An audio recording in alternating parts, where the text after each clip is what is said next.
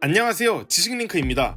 자동차 산업에서 가장 이슈로 자리 잡고 있는 분야가 바로 배터리 전기차인데요. 또 다른 친환경 차로 점점 관심도가 높아지고 있는 분야로는 수소를 연료로 사용하는 연료전지차가 있습니다. 같은 전기차에 속하지만 2차 전지, 연료전지의 차이점을 가지고 있는 배터리 전기차와 수소 연료전지차. 오늘 지식링크 전기차 1부에서는 친환경 자동차의 두 축을 담당하고 있는 BEV, FCEV 탄생, 장단점을 알아보는 시간을 가져보겠습니다. 주제가 흥미로우시면 좋아요와 구독 부탁드립니다.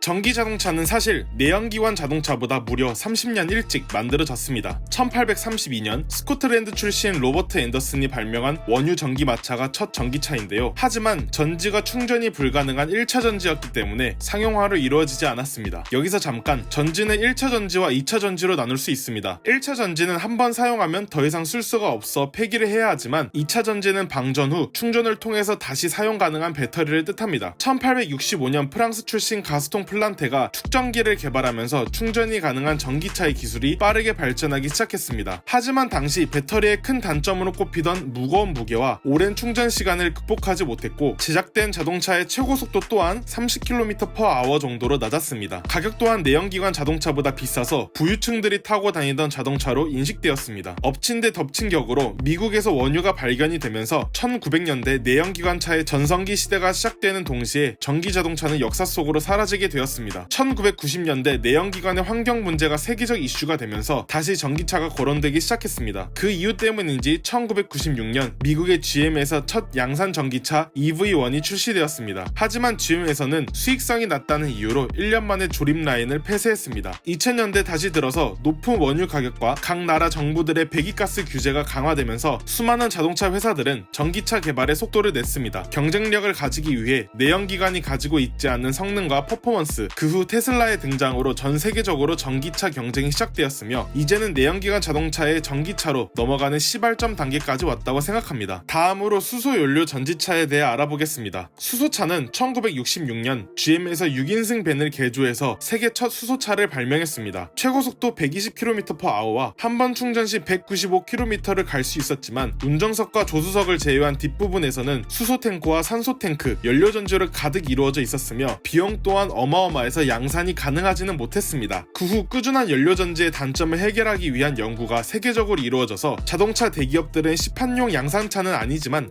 수소 전기차를 선보이기 시작했습니다. 그 후 2013년 대한민국 현대자동차에서 세계 첫 양산 수소 전기차 투싼 iX 퓨어셀을 선보이게 됩니다. 한 번 충전으로 588km의 주행거리와 최고속도 160km/h를 가지고 있어 내연기관 자동차와 비교해도 밀리지 않는 스펙을 가지고 있었습니다. 그럼 배터리 전기차와 연료전지차의 장단점이 무엇일까요? 두 전기차의 장점은 겹치는 점이 많습니다. 우선 주행 시 이산화탄소를 포함하는 배기가스가 배출되지 않습니다. 심지어 수소차는 전기 에너지를 생산하기 위한 화학 반응 후 반응물로 물이 나오게 됩니다. 또한 내연기관 자동차보다 유지비가 적게 들게 됩니다. 엔진이 돌아가는 소리가 없기 때문에 소음이 적습니다. 자동차 소리를 듣고 보행자들이 피해야 하는 상황이 있기 때문에 안전을 위해서 전기차는 일부러 소리를 내게 됩니다. 추가적으로 수소차는 산소가 필요로 하는데 공기 중에 산소를 사용하기 위해서 매 순간 공기를 흡입하게 됩니다. 이 과정에서 필터를 통해 대기 속 미세먼지를 제거하는 장점을 가지고 있습니다. 다음으로 단점입니다. 공통된 단점으로는 부족한 인프라 상황입니다. 대한민국의 주유소는 약 11만 6천 개 정도가 있습니다. 하지만 전기차 충전소는 약 18,000개로 턱없이 부족한 상황이며 한 번 충전할 때 적어도 완속 충전으로 할 경우 4시간 이상 필요한 상황에서 전기차의 성장에 충전소가 따라가지 못하면 대기 시간이 많아져 큰 불편을 가져올 수 있는 상황입니다. 수소차 상황은 더욱 심각한 상황입니다. 수소차는 한 번 충전할 때 5분 정도의 시간이면 충전이 완료가 되는 장점을 가지고 있습니다. 하지만 충전소 입장에서는 한 번 충전을 시키고 다음 수소차를 충전하기 위해서는 충전소 탱크의 압력을 조절해야 되기 때문에 15분 이상 대기 시간이 필요하다고 합니다. 따라서 수소 충전소에 있는 충전기 한 대당 1시간에 수소차 5대 정도 충전이 가능하다고 합니다. 더욱이 현재 전국적으로 29개의 충전소만 있기 때문에 현 정권이 밀고 있는 수소 경제를 이루기 위해서는 빠르게 충전소를 늘리는 것이 시급하다고 생각합니다. 오늘 BEV와 FCEV의 역사와 장단점을 알아보았습니다. 유럽 주요국들이 하나둘씩 내연기관차 판매 금지를 발표하고 있습니다. 노르웨이, 네덜란드는 2025년부터 내연기관차 판매 금지가 시작된다고 합니다. 이에 맞게 대한민국도 변화를 준비하는 상황들이 보이고 있는데요. 다음 지식링크 전기차 2부에서는 2차 전지와 3차 전지라고도 불리는 연료전지의 원리 설명과 주요 회사, 전기차의 미래라는 주제로 돌아오겠습니다. 재밌게 보셨다면 구독과 좋아요 부탁드립니다. 감사합니다.